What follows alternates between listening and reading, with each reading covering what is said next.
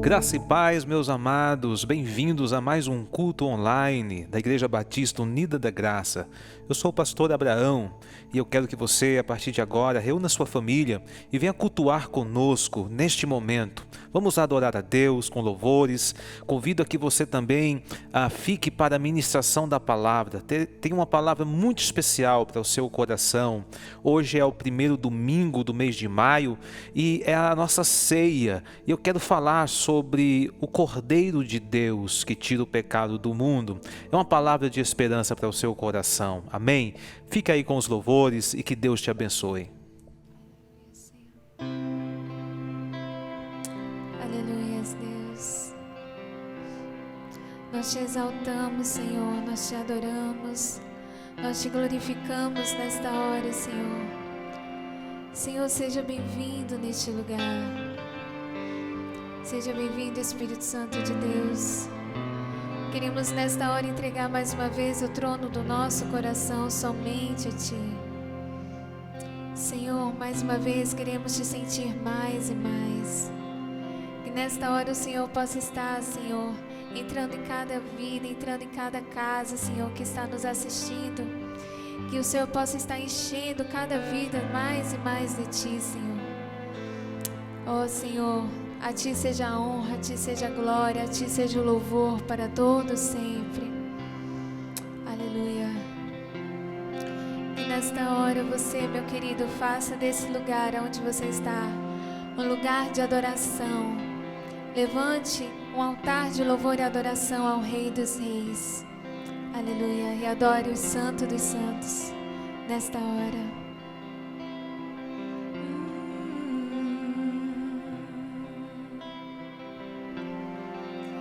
Reunimos-nos aqui para adorar aquele que venceu. Em breve voltará, tua glória está aqui. Já posso te sentir, Rei dos Reis, toma o teu lugar.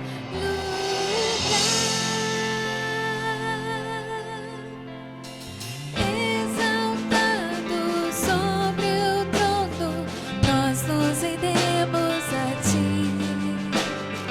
Levantamos o teu nome, Tu és bem-vindo aqui. Exaltado sobre o trono, nós nos rendemos a Ti. Levantamos o teu nome, Tu és bem-vindo aqui. Santo, Santo, digno de louvor, Tu tens todo o meu amor, Jesus.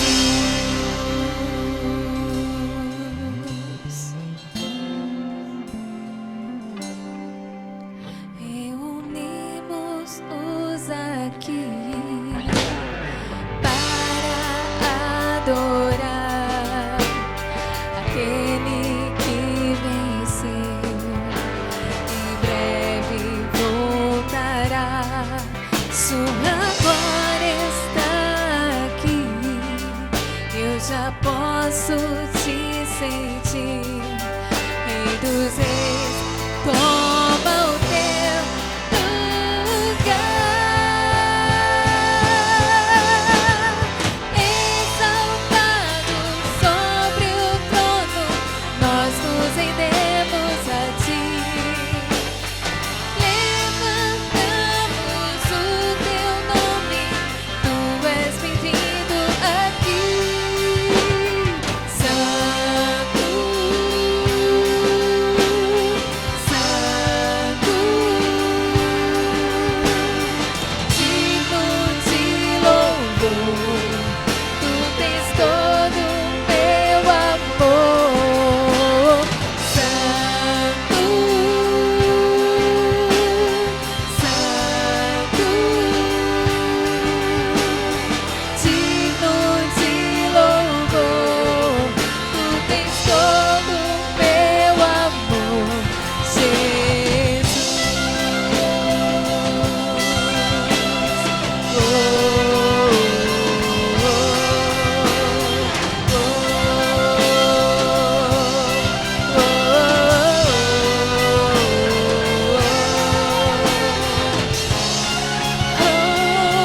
Só tu és digno, só tu és digno, Deus,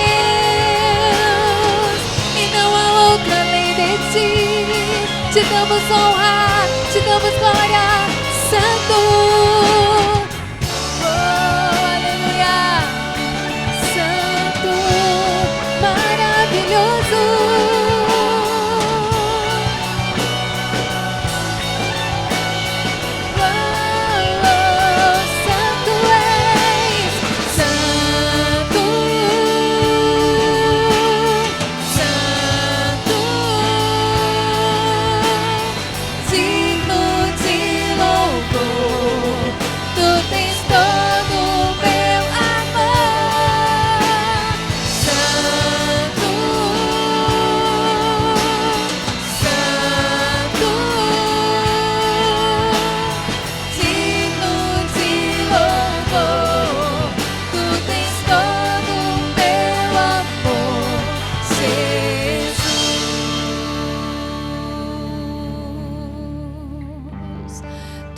Tudo é para ti, Jesus.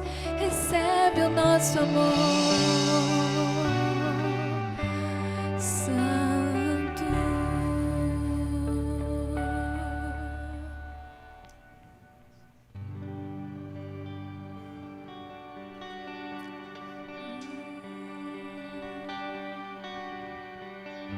Aleluia, Jesus.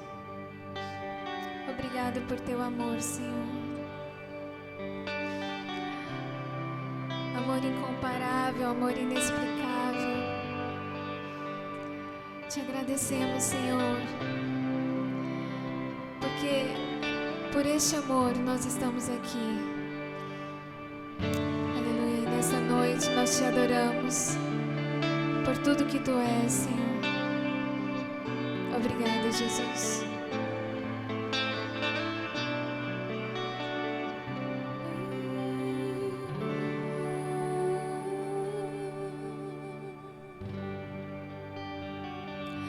Bem mais que as forças,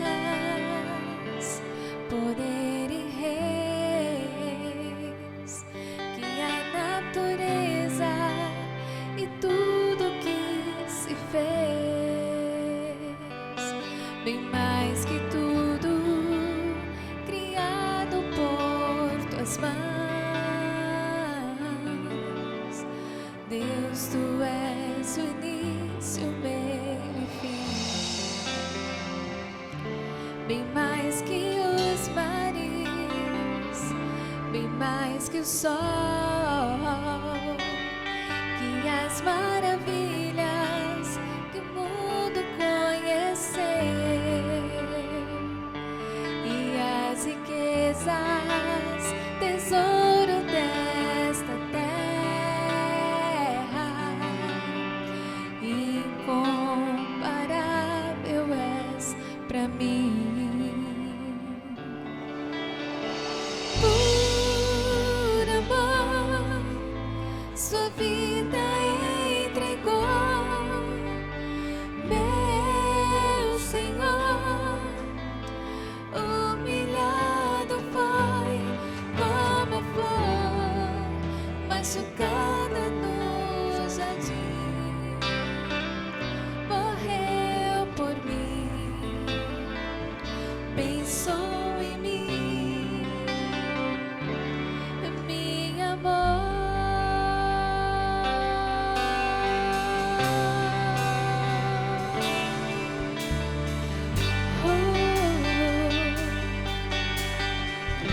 Obrigado, Jesus.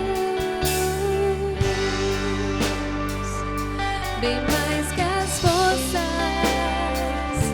poder e reis, que a natureza e tudo que se fez, bem mais que tudo criado por tuas mãos.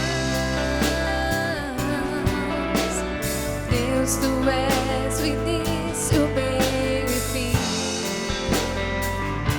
Bem mais que os mares, bem mais que o sol, e as maravilhas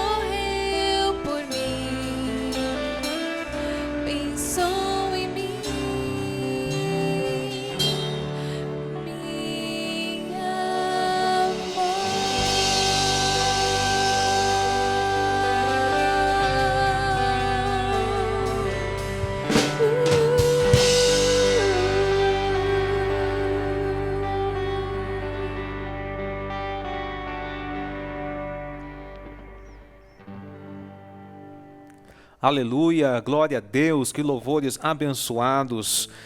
Nós vamos agora meditar na palavra do Senhor. Quero te convidar a pegar a sua Bíblia e abri-la no livro de Êxodo, capítulo de número 11, a partir do verso de número 4.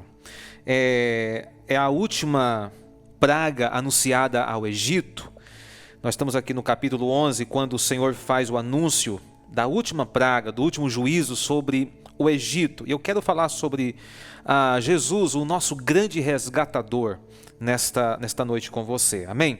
Então, Êxodo capítulo 11, verso de número 4, diz assim: Moisés disse, assim diz o Senhor, cerca da meia-noite passarei pelo meio do Egito, e todo primogênito na terra do Egito morrerá, desde o primogênito de Faraó, que se assenta no seu trono, até ao primogênito da serva que está junto a Mó, e todo o primogênito dos animais. Haverá grande clamor em toda a terra do Egito, qual nunca houve, nem jamais haverá.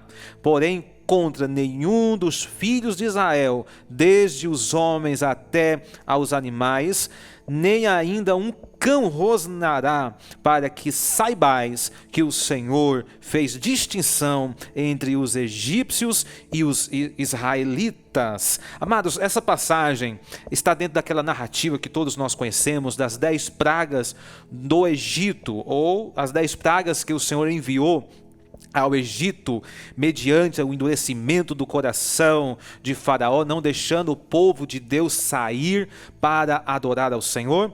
E ali o Senhor fez maravilhas, manifestando o seu poder e livrando o seu povo da mão de Faraó com braço forte. E no capítulo 11 nós temos aqui a última praga, o último juízo, que é a morte de todos os primogênitos, quer dos homens, quer dos animais. Esta era o anúncio que o Senhor fez através de Moisés. E o que é interessante, amados, nessa passagem, é que muitas das vezes eu já ouvi falar, eu creio que você também já tenha ouvido falar, que na 10ª praga, o anjo da morte é que vai passar sobre as casas, e aquela casa que não tiver a marca do sangue, ali haveria morte do primogênito. E muitos atribuem então essa ação de juízo, às vezes até uma ação do diabo, o anjo da morte que vai lá e vai ceifar a vida dessas pessoas.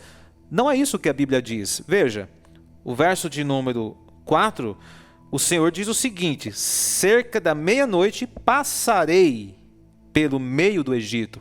E muitas outras referências você vai ver que é o próprio Deus quem vai passar, é o anjo do Senhor que vai passar. É um juízo que vem de Deus sobre os povos, ou sobre o Egito.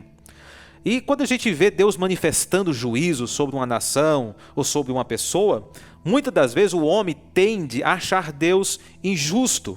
Alguém pode olhar para essa cena e ver Deus matando crianças, matando os primogênitos, né, de todas as famílias, até animais sendo mortos aqui. As pessoas podem olhar para essa cena toda, como muitos dizem, eu já ouvi muitos falarem assim: mas que justiça é essa de Deus? Por que Deus faria isso? Por que Deus destruiria nações inteiras? Por que Deus destruiria povos inteiros? Mas isso não é justo? Muitas das vezes a gente olha também até para as coisas que acontecem no nosso dia a dia, as catástrofes, né? Estamos aí diante do coronavírus, e alguém pode também dizer: mas Deus não é justo, por que Deus permitiria isso? Amados, eu quero dizer uma coisa: o nosso padrão de justiça é muito diferente do padrão de Deus, o padrão divino. Nós nos comparamos uns com os outros, e desta maneira nós nos consideramos melhores do que alguém, porque a gente sempre procura alguém pior do que nós para nos comparar. E aí a gente faz um juízo de que eu sou uma pessoa boa porque eu não sou como fulano. Mas, amado, sempre vai ter alguém melhor do que nós. E entenda isso aqui: se você está acostumado a morar numa casa bem organizada, uma casa onde as coisas estão nos seus devidos lugares, está tudo bem organizado, e depois você vai visitar a casa de alguém que não é tão organizado assim, você vai começar a julgar aquela pessoa e aquela casa e vai ficar espantado com tamanha bagunça, porque você não foi criado neste meio de bagunça, você não está acostumado com aquilo. Assim também a gente pode falar com respeito à limpeza. Uma pessoa que é muito limpa, muito higiênica, gosta das coisas tudo limpa, quando se depara com uma cena de sujeira, ela vai ficar enojada daquilo, porque ela não foi criada naquele ambiente de sujeira. Se você pegar, por exemplo, a cor bege e colocar em paralelo com a cor preta, você pode até pensar que o bege se tornou branco, mas não se tornou branco, ele é bege. O que eu quero dizer com isso? É que Deus tem um padrão de justiça muito, mas muito superior ao nosso. O nosso Deus, ele é santíssimo, ele habita nos céus e lá não tem pecado, e lá não entra pecado. O nosso Deus é santo. E meus amados, às vezes aquelas coisas que a gente pode considerar que não é algo tão grave assim, para Deus é pecado e é gravíssimo, porque Deus é santo. É como se a gente usar aqui o paralelo que eu acabei de fazer, a casa de Deus é bem organizada, a casa de Deus é muito limpa. Então qualquer resquício de sujeira para Deus é uma afronta, é horrível. Então, amados, o nosso Deus, ele é santo. Veja bem, eu fui criado num ambiente que eu nunca falei palavrão. Graças a Deus nasci em um lar evangélico e não fui criado em meio a palavrões. E quando eu escuto um palavrão, aquilo me dá nojo e eu fico pensando, meu Deus, como alguém pode pronunciar tais palavras? Veja bem, se eu fico assim, que sou humano e pecador, você imagina a santidade de Deus diante dos pecados dos homens, diante dos horrores, diante das imundícias que os homens praticam? Então, amados, Deus não é injusto, Deus é justo. A ira de Deus, ela é justa, porque Deus é santo e nós somos pecadores. Mas, amados, eu quero aqui tratar do que está acontecendo no Egito, na libertação do povo de Israel. Então, Deus faz a promulgação da última praga, a morte dos primogênitos.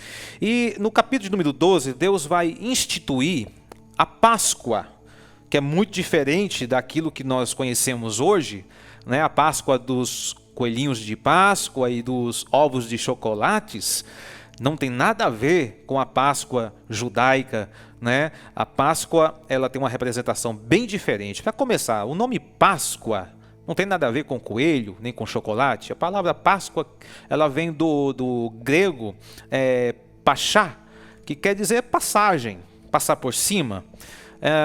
E ela faz menção justamente desse momento em que Deus vem com juízo sobre o Egito, mas passa por cima das casas dos israelitas sem que o juízo penetre aquelas casas. Então a Páscoa tem a ver com libertação do povo. E quando Deus institui a Páscoa, as pessoas podem imaginar que, bem, então não houve morte nas casas dos israelitas? Será que não houve morte nas casas dos israelitas? Bem, quando Deus institui a Páscoa, no capítulo 12, ele vai dizer que deverá pegar um cordeiro, no versículo 5, por exemplo, que todos deveriam pegar um cordeiro sem defeito, macho, e esse cordeiro deveria ser imolado, deveria ser morto, para que fosse comida a carne e o sangue fosse aspergido nos umbrais da porta. Então quero dizer para você que houve morte, sim. Houve uma morte substituta nas casas dos israelitas. Nas casas dos israelitas não morreram os filhos, não morreram os primogênitos, porque houve uma morte substituta, a morte do cordeiro pascual. Esse cordeiro morreu em lugar do primogênito da família. Olha o que está escrito no capítulo 13 de Êxodo, no verso de número 11 em diante. Olha como vai ficar instituída essa resgate do primogênito através da morte do cordeiro. Olha o versículo 11. Quando o Senhor te houver introduzido na terra dos cananeus, como te jurou a ti e a teus pais, quando tá houver dado, apartarás para o Senhor todo o que abrir a madre e todo o primogênito dos animais que tiveres. Os machos serão do Senhor, porém todo primogênito de jumenta resgatarás com cordeiro. Se o não resgatares, será desnucado, mas todo primogênito do homem entre seus filhos resgatarás. Quando teu filho amanhã te perguntar o que é isso, responder-lhe-ás: o Senhor com mão forte nos tirou da casa da servidão.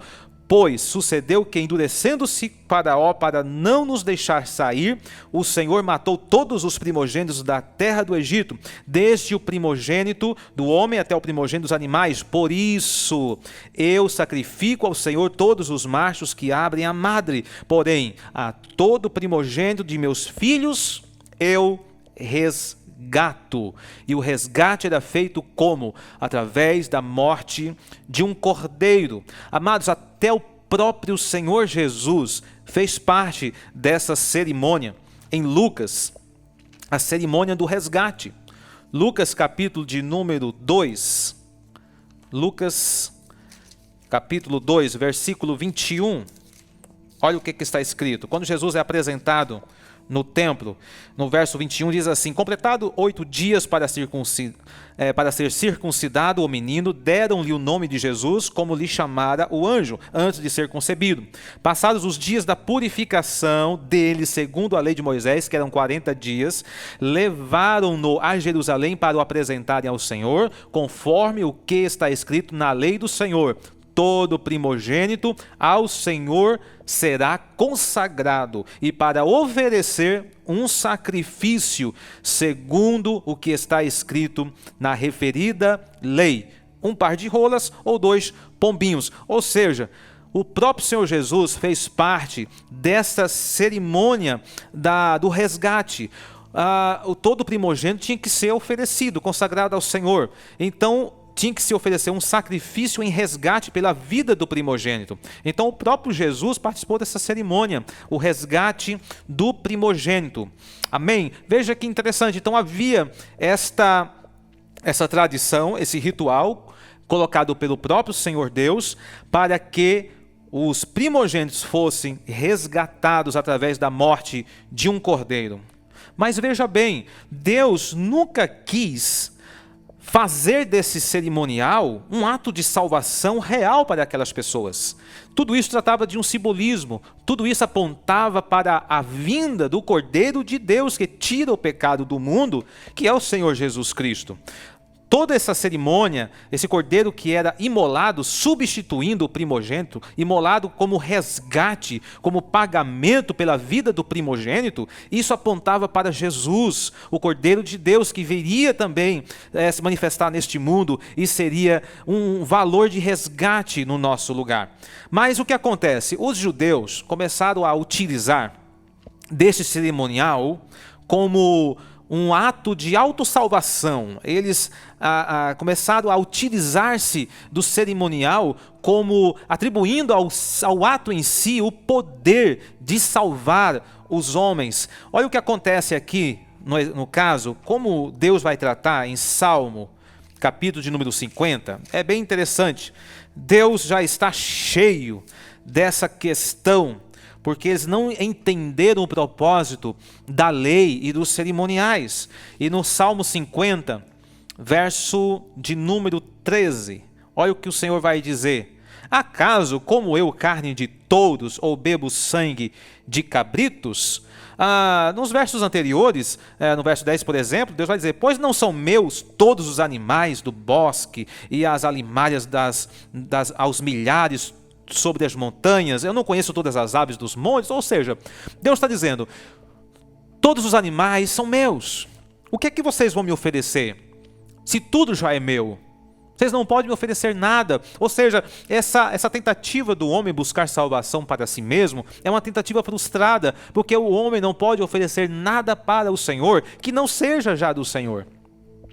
E é o que o Senhor está dizendo aqui no Salmo 50. E Ele vai dizer para aquelas pessoas: por acaso eu, como eu, como eu carne de boi? Por acaso eu bebo sangue de animais? Vocês estão me oferecendo esses sacrifícios achando que isso aí tem algum valor para mim? O que o Senhor busca não é o sacrifício, o que Deus busca é o arrependimento. Olha o que ele diz aqui: oferece a Deus sacrifício de ações de graça, cumpre os teus votos para com o Altíssimo, invoca-me no dia da angústia e eu te livrarei e tu me glorificarás. Deus não quer misericórdia, Deus não quer sacrifício, Deus quer misericórdia. É isso que Deus quer. Um coração humilde, quebrantado, não desprezará o Senhor. O Senhor esperava daqueles homens uma atitude de arrependimento, diante daquela cena cruel, de um animal inocente ser degolado, ser derramado o seu sangue. Os homens colocavam a mão sobre a testa do animal, e naquele momento o animal era degolado na frente do ofertante. Aquilo era para causar uma comoção no ofertante, a ponto de pensar: meu Deus, era para eu estar no lugar desse animal, essa morte era para ser a minha morte. E é assim, com atitude de arrependimento, de humildade, se prostrar diante do Senhor. Mas não é isso que estava acontecendo. Os homens estavam orgulhosos, arrogantes, oferecendo sacrifícios e sacrifícios, achando que isso iria aplacar a ira de Deus. Não é isso. Não é isso que o Senhor espera de nós. O Senhor espera um coração quebrantado e contrito. Lá em Oséias capítulo de número 8, versículo 13, olha o que está escrito: amam o sacrifício, por isso sacrificam, pois gostam de carne e a comem, mas o Senhor não os aceita. Agora se lembrará da sua iniquidade e lhes castigará o pecado, e eles voltarão para o Egito. Amados, quantas pessoas estão vivendo uma vida religiosa? Elas vêm para o culto porque gostam do culto, elas agem de alguma maneira nos seus ministérios, se apresentam nos seus ministérios, sobem nos púlpitos, cantam louvores, até pregam, mas unicamente porque se sentem prazer naquilo. É a mesma coisa de uma pessoa egoísta que está querendo satisfazer a sua própria vontade. O que é que o Senhor está dizendo aqui? Amam o sacrifício, por isso sacrificam, porque eles gostam de comer carne. Deus está dizendo: vocês trazem esses seus sacrifícios ao meu altar, não é com o coração arrependido, não é humilhado, não é aquebrantado. Vocês fazem isso porque gostam de festa, vocês fazem isso porque gostam de comer carne, gostam de fazer churrasco, vocês querem agradar a vocês mesmos, mas não há arrependimento sincero no vosso coração. Amados, será se nós não estamos sendo meramente religiosos? Será se nós não estamos nos satisfazendo na religião, ao invés de entender que o Cordeiro de Deus foi imolado em nosso lugar, e ao invés de atender que por causa dos nossos pecados, o Filho de Deus morreu e padeceu no nosso lugar? Será se em nós há um coração aquebrantado e arrependido? É Deus quem provê para si mesmo o Cordeiro. Não há nada que nós possamos oferecer a Deus que não venha da parte de Deus. Deus não precisa do homem para salvar o homem. Não há nada que você possa oferecer a Deus para ser salvo. A salvação vem do Senhor. Quando Abraão pega Isaque, em obediência àquilo que Deus havia falado a ele: olha, oferece-me o teu filho, o teu único filho. E quando Abraão está levando Isaque para o holocausto, Isaque olha para a lenha, olha para o fogo e diz: aqui está tudo, mas onde está o cordeiro? E a resposta de Abraão pela fé foi a seguinte: o Senhor proverá para si o cordeiro. Amados, é Deus quem provê para nós a salvação. A salvação, ela é provida por Deus, unicamente por Deus. Não há mérito humano, não é pelas obras, mas é pela graça, para que o nome do Senhor seja glorificado. Deus não precisa do homem para salvar o homem. Aleluia. Amados, eu quero falar aqui do resgate. Jesus, o grande resgatador. O resgate era algo praticado de maneira costumeira na época, no Velho Testamento. Os israelitas, havia todas regras e leis para conduzir um resgate. O que é um resgate? O resgate é um preço pago para recuperar uma pessoa ou algo. Muitas das vezes alguém, por dívidas, acabava perdendo suas terras, acabava perdendo até os filhos, eram vendidos como escravo. E algum parente rico da família, por exemplo, poderia resgatar essas terras e resgatar os seus próprios parentes novamente, através, lógico, de um preço. Isso é o resgate, é você pagar o preço de algo para recuperar aquilo que foi perdido. Vamos entender o que é esse resgate, como esse resgate ele funciona na salvação do homem, como Jesus Cristo se torna o resgatador do homem. Marcos, capítulo de número 10, versículo 45, está escrito: pois o próprio Filho do Homem não veio para ser servido, mas para servir e dar a sua vida em resgate de muitos. O Filho do Homem veio para servir e dar a sua vida para resgate de muitos. Amados, o resgate que Jesus faz, o resgate dos homens perdidos, dos homens que estão em seus pecados e condenados.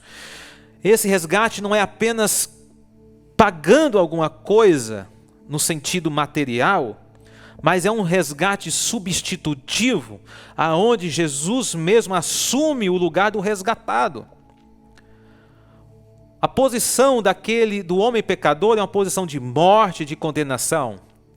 Jesus, ele assume o nosso lugar, ele nos substitui na condenação e sofre a nossa condenação em si mesmo, na cruz do Calvário. É um resgate substitutivo. Lá em 1 Timóteo capítulo 2, versículos 5 e 6, o apóstolo vai dizer o seguinte: porquanto há um só Deus, há um só mediador entre Deus e os homens, Jesus Cristo, homem, o qual a si mesmo se deu em resgate por todos, testemunho que se deve prestar em tempos oportunos.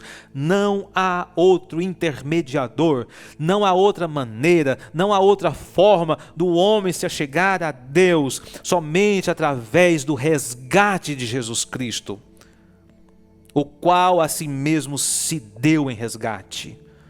O valor do resgate da própria vida de Jesus é entregue por nós na cruz do Calvário.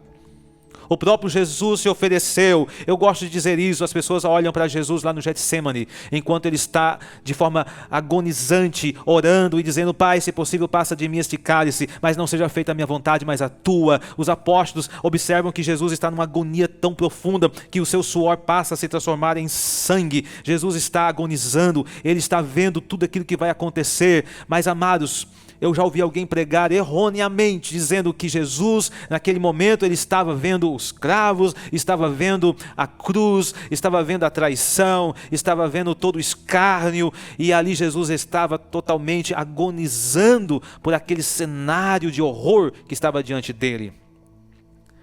Podemos dizer que, como homem, isso realmente causa um pânico e um horror na expectativa do que vai acontecer. Mas, meus amados, Jesus não é um covarde. Olha, muitos apóstolos, o próprio apóstolo Pedro foi crucificado de ponta cabeça, porque ele disse: não sou digno de morrer como meu mestre.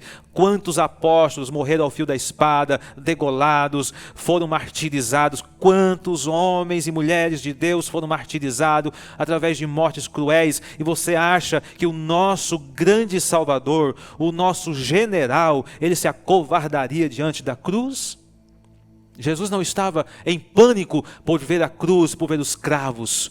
Jesus estava em pânico, em horror, em medo de morte, porque ele estava vendo os seus pecados, os meus pecados, que faz divisão entre Deus e o homem. O que estava deixando Jesus em pânico era ver a possibilidade do homem estar separado de Deus por causa do pecado. Isso é o maior horror de todos. O pecado é horrível. Eu quero ler com vocês 1 Pedro capítulo 1, verso 18. 1 Pedro capítulo 1, verso 18. Olha o que está escrito lá, amados. 1 Pedro 1, 18. Sabendo que não foi mediante coisas corruptíveis, como prata ou ouro, que fostes resgatados do vosso fútil procedimento, que vossos pais vos legaram, mas pelo precioso sangue, como de um cordeiro sem defeito e sem mácula, o sangue de Cristo. Amados, qual é o preço do resgate? Qual é o preço do resgate? Aqui o texto, o apóstolo Pedro está dizendo, não foi por coisas corruptíveis que vocês foram resgatados. Não foi por preço de coisas corruptíveis. Eu quero dizer o seguinte, ouro e prata não podem comprar a nossa salvação. Coisas corruptíveis só podem comprar coisas corruptíveis. Coisas perecíveis só podem comprar coisas perecíveis. O seu dinheiro só pode comprar coisas perecíveis. O seu dinheiro não pode comprar nada de eterno. Nem toda a riqueza do mundo pode pagar pelo valor de uma só alma. Nem a riqueza do mundo inteiro. Porque quando falamos de alma, quando falamos de salvação, estamos falando de coisas eternas. Não se compra coisas eternas com coisas perecíveis. Lá em Marcos capítulo de número 8. Marcos capítulo de número 8, verso 36 e 37. O Senhor Jesus vai dizer o seguinte, que aproveita ao homem ganhar o mundo inteiro e perder a sua alma. Que daria um homem em troca de sua alma? Do que adianta o homem conquistar o mundo inteiro e mesmo assim saber que a sua alma está perdida? Porque nem todas as riquezas do mundo pode pagar o valor de uma alma, pode resgatar uma alma. Nem todas as riquezas. É por isso que as pessoas estão aí perdidas. Eu tenho visto de vez em quando no meu Facebook um pessoal, amados, metido a profeta, e eu vendo ali pessoas inocentes sendo enganadas, e aquelas pessoas fazendo profecias, e aquelas pessoas ali tão humildes, em desespero, e eu vendo aqueles comentários, e as pessoas dizendo, profeta fala comigo, eu preciso ouvir a voz de Deus pelo menos uma vez só, eu estou arrasada, eu estou triste, eu não sei por que eu estou assim, profeta fala comigo. E algumas vezes eu cheguei a postar dizendo, minha querida, meu querido, a palavra de Deus, vá a ela, e você vai ouvir a voz de Deus. Fala você com o Senhor. E eu vejo aquelas pessoas então num desespero de alma, agonizando em suas almas, em um desespero de vida, porque não tem propósito a sua vida, não tem sentido a sua vida. Eles perderam o sentido, perderam o significado. E amados, por mais que você tenha recursos neste mundo, você pode estar numa boa casa, você pode ter um bom lar, você pode ter tudo que o dinheiro pode comprar a você, e mesmo assim você ser uma pessoa vazia de alma, porque a única coisa que pode nos preencher a alma é Deus, é a sua palavra. O que daria o homem em troca de sua alma? Pode perguntar para o homem mais rico do mundo e que está vazio de alma, quanto você daria para ter paz na sua alma? Eu daria a minha riqueza toda, mas isso não é suficiente. Amados, o dinheiro, você sabe disso, que o dinheiro compra uma boa cama, mas não compra o seu sono. O dinheiro compra uma boa casa, mas não compra um lar feliz. O dinheiro compra até remédios, paga os melhores hospitais, mas não pode garantir a sua saúde. O dinheiro pode comprar tantas coisas, mas não pode comprar a salvação, mas não pode comprar a paz com Deus, mas não pode comprar o perdão dos nossos pecados. Não pode. Só Jesus pode satisfazer a nossa alma, pois Ele, só Ele pode a libertar de seu cativeiro. Somente Jesus pode resgatar a nossa alma desse cativeiro de horror causado pelo pecado. Somente Jesus pode nos comprar, nos redimir e nos dar verdadeira liberdade na nossa alma. A nossa alma é livre. Amados, eu fico tão maravilhado quando eu vejo pessoas simples, mas com um brilho no rosto, alegres. Elas são reluzentes porque a sua alma está em paz com Deus. Eles foram resgatados. Jesus faz um convite, eu quero passar esse convite para você. Mateus capítulo 11, versículo de número 28 e 29. Jesus vai dizer assim: vinde a mim, todos os que estáis cansados e sobrecarregados, e eu vos aliviarei. Tomai sobre vós o meu jugo e aprendei de mim, porque sou manso e humilde de coração, e achareis descanso para a vossa alma. Que convite! Quem neste mundo pode fazer esse convite? Quem pode oferecer esse recurso? Quem tem autoridade para dizer: venha a mim e encontrareis descanso para a vossa alma? Quem pode oferecer-nos descanso para a nossa alma? Quem pode nos tirar os fardos e de tão sobrecarregados que estamos, de tantas preocupações, de tantas agonias, de tantos desesperos? Quem pode nos livrar deste fardo? Quem pode tirar dos nossos ombros este fardo tão pesado? Eu quero dizer, Jesus Cristo pode. Jesus Cristo, Ele morreu na cruz para nos resgatar deste fardo, para nos resgatar deste peso da culpa e do pecado. O homem não pode fazer nada por si mesmo, mas Jesus pode. Ele é o preço do resgate no nosso lugar. Ele é o cordeiro substituto. Ele sofreu a ira justa de Deus sobre si. Mas, amados, eu quero dizer uma coisa para você. Você que ainda tem dúvida a respeito da justiça e do amor de Deus. Você pode estar pensando, mas espera aí, Jesus foi na cruz para sofrer a justa ira de Deus? Sim. Mas entenda uma coisa, John Stott escreveu essa frase, eu quero encerrar com isso. Deus não nos ama porque Cristo morreu por nós. Deus não nos ama porque Cristo morreu por nós. Cristo morreu por nós porque Deus nos ama. Você entende? Amados, o sacrifício, a morte de Jesus foi fruto do amor de Deus por nós. Foi fruto do amor de Deus.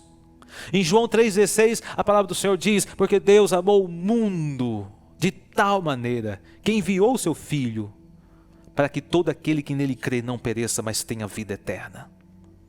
Quando Jesus morre na cruz, Deus está se entregando por nós. O próprio Deus que estabelece o juízo, o próprio Deus que estabelece o valor da culpa, o preço pelo resgate, o próprio Deus que na sua santa e justa ira descarrega todo o peso, né, da sua justiça sobre Jesus. Ele também é quem paga o preço. É porque Ele nos amou que isso tudo está sendo feito. Jesus é o ofertante e é também a oferta no nosso lugar. Oh, meu amado, que você possa experimentar esta verdadeira liberdade em Cristo Jesus. Que você possa usufruir desta liberdade em Cristo Jesus. Se você ainda não o convidou para ser Senhor e Salvador da sua vida, faça isso hoje. Diga a Jesus em oração: Senhor Jesus, eu te recebo como meu Senhor. Que o Senhor seja o meu Salvador. Que a minha vida seja resgatada por Ti. Eu creio e me arrependo dos meus pecados. Fale com Deus. Amados, nós vamos orar e vamos agradecer a Deus por tudo aquilo que o Senhor tem feito nas nossas vidas. Eu quero agradecer a Deus porque eu fui comprado e fui resgatado. Ore comigo. Senhor meu Deus, eu quero te agradecer, Senhor.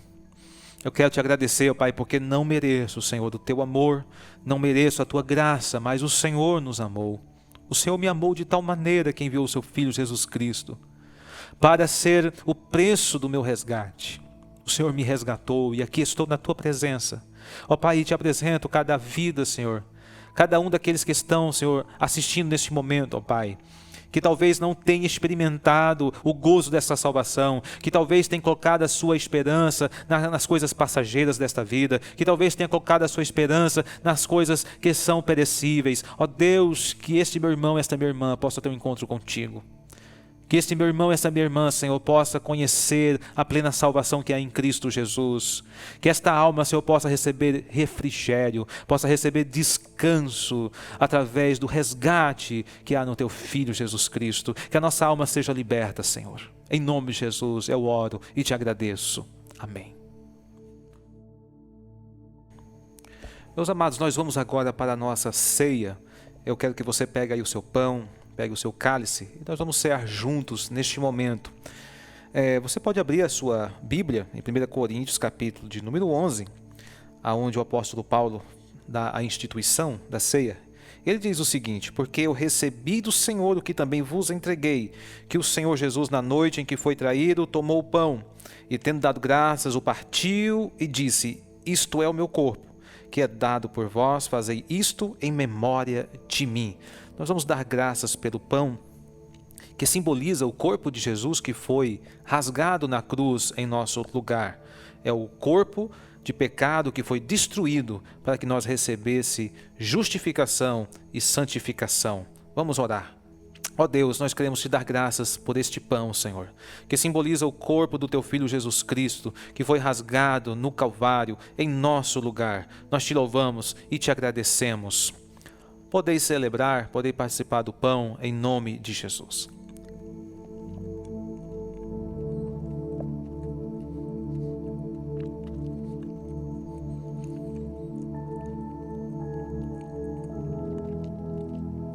Obrigado, Senhor.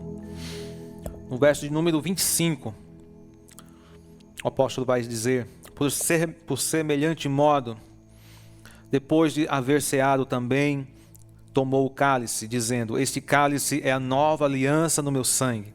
Fazei isso todas as vezes que o bebedes em memória de mim. Nós vamos dar graças pelo cálice, que é símbolo do sangue de Jesus que foi derramado na cruz.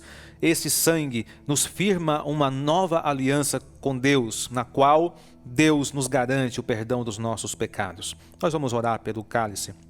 Ó Deus, muito obrigado, Senhor, por esta nova aliança feita no sangue do teu Filho Jesus Cristo, a qual estamos firmados, Senhor. Eu te louvo, Senhor, pelo perdão dos nossos pecados, em nome de Jesus. Amém. Que você possa também participar do cálice em nome de Jesus com alegria.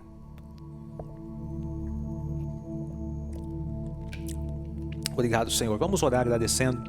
Ó Deus, nós te louvamos, te agradecemos, ó Pai, por mais esta ceia, Senhor, por mais este momento que nós celebramos, Pai, a tua vitória na cruz, a morte no nosso lugar, a morte que nos substituiu.